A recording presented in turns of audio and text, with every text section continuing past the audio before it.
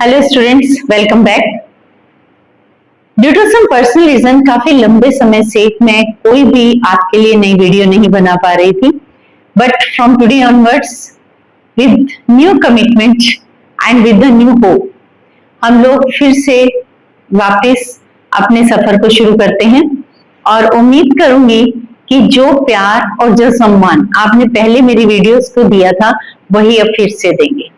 तो चलिए स्टार्ट करते हैं अपना नेक्स्ट चैप्टर। आज का जो हमारा चैप्टर है दैट इज रीजनल एस्पायरेशन, यानी एक रीजन में रहने वाले लोग उनकी किस तरह की एस्पायरेशंस हो सकती हैं, अपेक्षाएं होती हैं, उसके बारे में हमारा ये चैप्टर है। But before starting this chapter हमें इस चैप्टर को लिंक करना पड़ेगा अभी तक जो very first chapter nation building से लेकर नेशन बिल्डिंग से यहाँ इससे पहले वाले चैप्टर तक जो भी हमने डिस्कस किया है, जिसमें हमने crisis of democratic order and all those chapter जो हमने डिस्कस किए हैं, वो सारे चैप्टर्स, वो सारी नॉलेज जो हमारी है वो इंटरलिंक्ड है to this chapter. Very starting हमने चैप्टर किया था चैलेंजेस ऑफ नेशन बिल्डिंग, जिस वहीं से हमने शुरू किया था कि आफ्टर द इंडिपेंडेंस इंडिया को कितने तरह की जो चैलेंजेस थे वो फेस करने पड़े। इंडिया ने एक चैलेंज को ओवरकम किया तो उसके आगे दूसरा चैलेंज खड़ा हो गया, दूसरे को ओवरकम किया तो तीसरा हो गया, जैसे हमने बात की थी। और ये पूरे का पूरा चैप्टर हमें वो दिखाता है कि जैसे स्टार्टिंग में हमने बात की कि फर्स्ट 3 डिकेड में कांग्रेस पार्टी जो थी वो पावर में रही, उसके बाद फिर हमने देखा इमरजेंसी लागू हो गई, फिर हमने ये भी देखा कि किस तरीके से कांग्रेस पार्टी जो हमेशा मेजोरिटी में रही, पावर में रही, उसके बाद वो जो थी इलेक्शन हार गई और उसके बाद जनता पार्टी पावर में आ गई।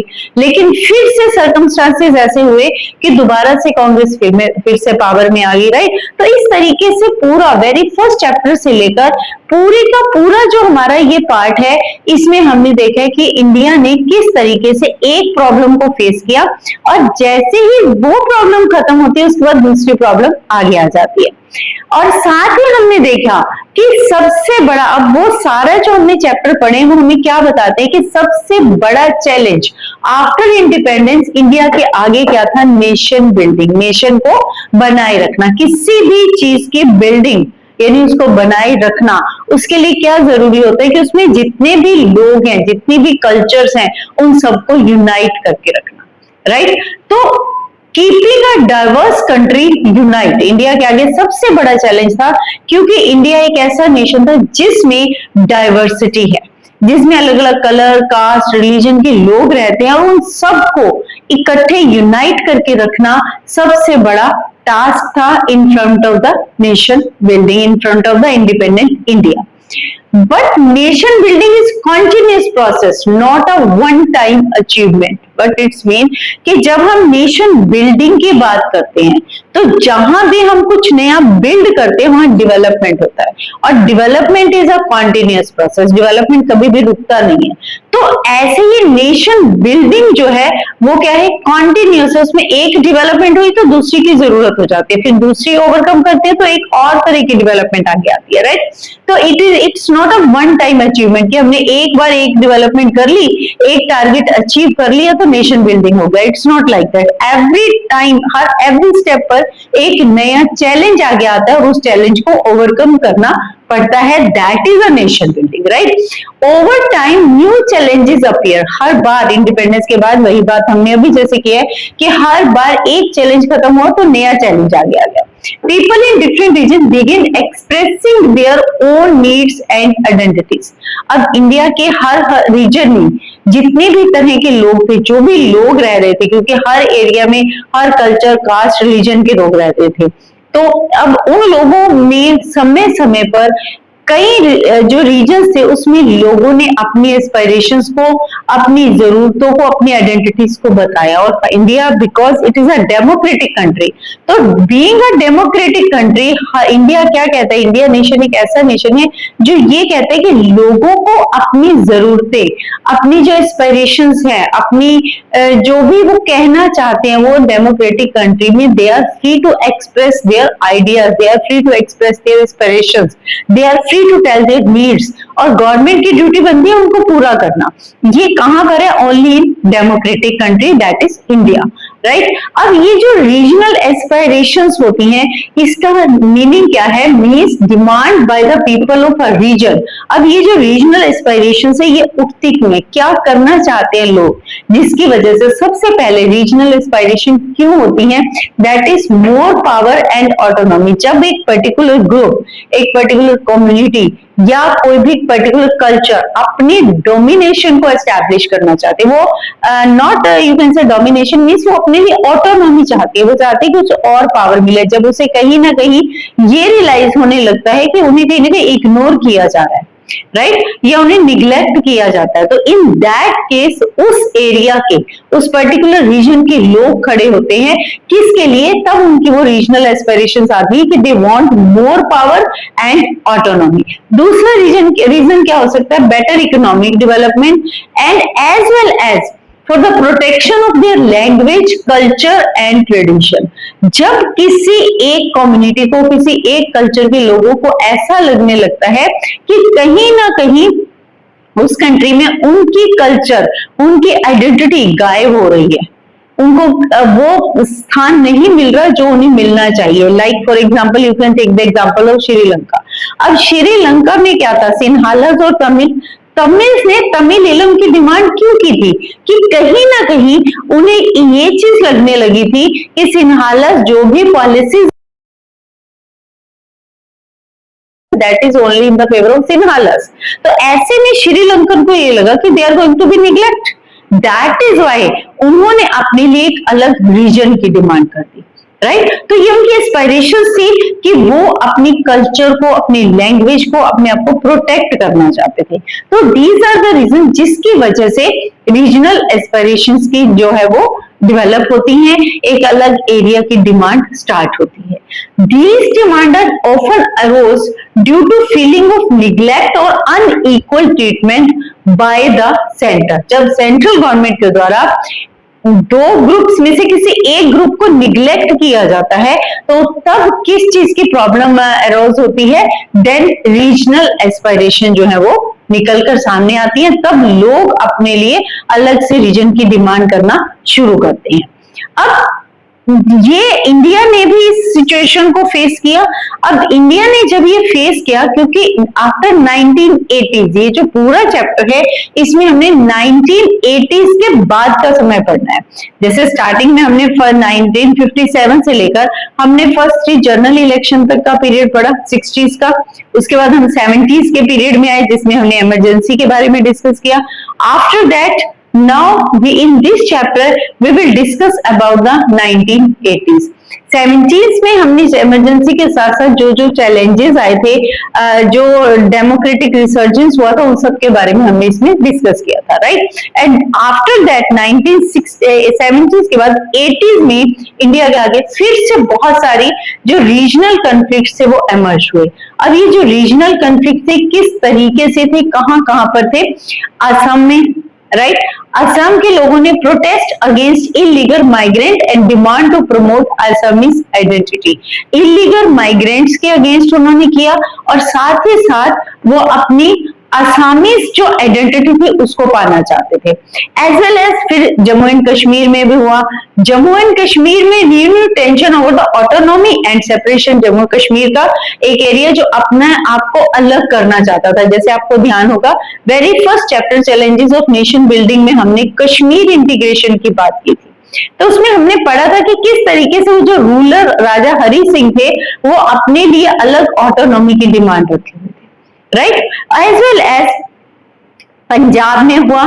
पंजाब में जो सिख थे they have started the greater autonomy, और उन्होंने कौन सी मूवमेंट चला दी? खालिस्तान मूवमेंट। फिर मिजोरम में मिजो हिल में लोगों ने अपनी आइडेंटिटी के लिए फिर से एक वहां पर रीजनल एस्पायरेशन शुरू हो गई जो खत्म कब हुई? With Mizo peace accord in 1986। As well as Tamil Nadu, जहां फिर से प्रोटेस्ट शुरू हो गए हिंदी ऑफिशियल लैंग्वेज बनाने के अगेंस्ट, क्योंकि वो नहीं चाहते थे कि हिंदी को ऑफिशियल लैंग्वेज बनाया जाए, बिकॉज दे वांट, इस तरह से उन्हें लग रहा था कि कहीं ना कहीं तमिल लैंग्वेज जो है वो उनके उसको इग्नोर किया जा रहा है। तो इस तरीके से बहुत सारे इश्यूज जो थे वो समय समय पर 1980s के बाद उठते रहे, और उन सभी इश्यूज का मेन कारण क्या था? Regional aspirations. हर रीजन के लोग अपने आप को, अपनी जो आइडेंटिटी थी, अपनी जो कल्चर थी, उसको बचाना चाहते थे। उसके लिए they just want to protect their language, culture and identity, right? अब these issues tested India's unity but also showed the strength of Indian democracy. अब ये जितने भी इशू आए in the chapter we will discuss in detail further. तो ये जितने भी इशू आए, ये सारे इश्यूज सिर्फ इंडिया की यूनिटी को ही नहीं टेस्ट कर रहे थे, बल्कि ये दिखा रहे थे कि किस तरीके से इंडिया ने, जो इंडियन डेमोक्रेसी वो कितनी स्ट्रांग है कि ऐसे ऐसे अगर छोटे मोटे कोई भी रीजनल इश्यूज अगर कुछ उठते भी हैं तो उससे इंडियन डेमोक्रेसी कभी भी समाप्त नहीं होती है। इंडिया की जो यूनिटी है वो हमेशा बनी रहती है, और इंडिया इसीलिए कहा गया है, इंडिया में क्या है? यूनिटी इन डाइवर्सिटी, यानी अलग अलग होते हुए भी सभी क्या है? एक ही गुलदस्ते के फूल हैं। अब जितने भी ये इश्यूज उठे, चाहे वो पंजाब का इशू था, चाहे वो जम्मू एंड कश्मीर का इशू था, मिजोरम का इशू था, तमिलनाडु का इशू था, जिस भी रीजन का इशू था, उन सभी इश्यूज को, उन जो रीजनल एस्पायरेशंस का इशू था, उन सबको सॉल्व करने के लिए इंडिया की अप्रोच क्या थी? इंडिया ने उनको किस तरीके से टैकल किया? Government adopted democratic accommodation. Democratic accommodation, accommodation का मतलब होता है कि जैसे जब कोई चीज, दो चीजों को मिला दिया जाए तो आप उन दोनों को अलग ना कर पाए। जैसे मान लीजिए सपोज अगर आप हाफ एंड गिलास मिल्क लेते हैं और उसमें आधा ही पानी डाल दो, तो इट इज नॉट पॉसिबल कि आप पानी को दूध से या दूध को पानी से अलग कर पाए। क्यों? क्योंकि दूध ने पानी को एकोमोडेट कर लिया, अब वो क्या हो गए? एक हो गए। Same is regarding the India. अब इंडिया में बिकॉज डाइवर्सिटी इज देयर, और सारी डाइवर्सिटी को इंडियन डेमोक्रेसी क्या कर लेती है? एकोमोडेट कर लेती है। तो इसी तरीके से इंडिया के आगे कोई भी रीजनल एस्पायरेशन से रिलेटेड प्रॉब्लम आई तो इसको इंडिया ने डेमोक्रेटिकली एकोमोडेट किया, solving these issues through the dialogue and negotiation, not suppression. अगर मान लीजिए किसी कम्युनिटी को, किसी कल्चर को, किसी भी ग्रुप को कोई प्रॉब्लम आई भी, तो उन प्रॉब्लम्स को, उन जो मन मुटाव है, परिवार में रहते तो परिवार में रहते हुए परिवार के मेंबर्स में मन मुटाव तो होता ही है, पर इसका मतलब ये थोड़ी ना होता है कि वो व्यक्ति परिवार से अलग हो गया या परिवार ने उसको अपने घर से बाहर निकाल दिया। ऐसा तो नहीं होता ना। मिलकर बैठते हैं, नेगोशिएशंस होती है, क्योंकि वो परिवार का मेंबर है, उसको परिवार के बीच में ही एकोमोडेट करना है, उसको रिलैक्स करना है। तो same is regarding India. Indian government ने भी क्या किया है? उन कम्युनिटीज, उन रीजनल एस्पायरेशंस को दबाने की कोशिश नहीं की है। उनको ये नहीं कहा कि आप अपनी आवाज नहीं उठा सकते, बल्कि उनको क्या बोला है? डायलॉग, बातचीत के द्वारा, नेगोशिएशंस के द्वारा उन समस्याओं का समाधान किया है। Right? The Indian nation shall not deny the right of different regions and linguistic group retain their own culture and live a united social life without losing the distinctiveness of the numerous cultures that constituted it. India ने कभी भी ऐसा नहीं कहा, इस उनके right को deny किया ही नहीं है। इंडिया क्या कहता है? इंडियन गवर्नमेंट क्या कहती है? Because India is a democratic country, और डेमोक्रेटिक कंट्री में हर व्यक्ति को राइट है कि वो अपनी आवाज उठा सकता है। हर व्यक्ति को ये राइट है कि अगर वो कुछ कहना चाहता है, उसकी कोई विश है, उसके माइंड में कोई आइडियाज है, तो उसको एक्सप्रेस कर सकता है। अगर मान लीजिए कहीं पर उसको कोई राइट वायलेट हो रहा है, उसको ये फील हो रहा है कि वो निग्लेक्ट हो रहा है, तो he can express his opinion. Right? और ऐसे में इंडियन जो कॉन्स्टिट्यूशन है वो इन राइट्स को कभी भी डिनाई नहीं करता। वो ये कहता है कि आप किसी भी कलर के, रिलीजन के, आप अपनी कल्चर को फॉलो कर सकते हैं, आप अपनी सोशल लाइफ जी सकते हैं। राइट? तो India approach was very different from the one adopted in European country. India की approach regional diversities, regional aspirations को लेकर इस प्रॉब्लम को सॉल्व करने में जो इंडिया की अप्रोच है, यूरोपियन कंट्रीज से बिल्कुल ही अलग है। यूरोपियन कंट्रीज में क्या होता है? Where they saw cultural diversity as a threat to the nation. वहां वो क्या मानते हैं कि अगर एक ही एरिया में अलग अलग डाइवर्सिटी है तो वो उस कंट्री के लिए थ्रेट है, एक खतरा है। जैसे हमें मालूम है जितनी भी यूरोपियन कंट्रीज हैं, चाहे वो स्विट्जरलैंड है, चाहे वो अमेरिका है, चाहे वो जर्मनी है, जापान है, जितनी भी, ये कभी नेशन नहीं थे। नेशन बनने से पहले यहाँ अलग अलग एथनिक ग्रुप्स हुआ करते थे, राइट? अब वो अलग नेशन क्यों बने? क्योंकि एक एथनिक ग्रुप हमेशा दूसरे एथनिक ग्रुप को क्या मानता था कि वो उसके लिए खतरा है। क्लियर? वो उसको एंटी नेशन मानता था, जबकि इंडिया ऐसा कभी भी नहीं करता। इंडिया कभी भी जो रीजनल एस्पिरेशन है या अलग अलग रीजन है, जो डाइवर्सिटी है, उसको कंट्री की यूनिटी के लिए कभी भी एक थ्रेट के रूप में नहीं लेता, जैसा कि यूरोपियन कंट्रीज में होता है। India allows a political expression or regional aspiration and does not look upon them as anti-national. अब इंडिया क्या कहता है? इंडियन यूरोपियन कंट्रीज की तरह उसे एंटी नेशनल नहीं मानता, बल्कि इंडिया अलाउ करता है, क्योंकि इंडिया एक डेमोक्रेटिक कंट्री है और डेमोक्रेसी में सभी को अपनी बात कहने का हक है। सभी के पास ये राइट है कि वो क्या कहना चाहते हैं वो कह सकते हैं, ठीक है? तो इंडिया वो पॉलिटिकल एक्सप्रेशन देता है, उनको वो राइट देता है कि वो अपनी पॉलिटिकल एस्पिरेशंस को, पॉलिटिकल एक्सप्रेशंस को अपने रीजन से रिलेटेड वो कुछ भी एक्सप्रेस कर सकते हैं, उनको डिनाई है, उनका राइट है। Clear? Regional issues and problems will receive adequate attention and accommodation in the policy making process. जब इंडिया अपनी कोई भी पॉलिसीज बनाता है तो उन पॉलिसीज में हमेशा रीजनल एस्पिरेशन को प्रेफरेंस दी जाती है, और रीजनल एस्पिरेशंस को प्रॉपर अटेंशन दी जाती है, राइट? बट होता क्या है? Such an arrangement may sometime lead to tension and problems. But कभी कभी क्या होता है, जैसे एक फैमिली होती है ना, अगर उसमें बच्चों को बहुत ज्यादा आजादी दे दी जाए, आजादी देना जरूरी है क्योंकि हमें मालूम है कि बच्चे हैं, उनको अगर हम फ्रीडम नहीं देंगे तो वो डेवलप नहीं हो पाएंगे, वो अपने आइडियाज को एक्सप्रेस नहीं कर पाएंगे, वो कोई क्रिएटिव माइंड उनका डेवलप नहीं हो पाएगा। लेकिन कभी कभी क्या होता है कि जब ये आजादी बहुत ज्यादा मिल जाती है तो बच्चे क्या करते हैं? They miss use it, right? Same happened in the country.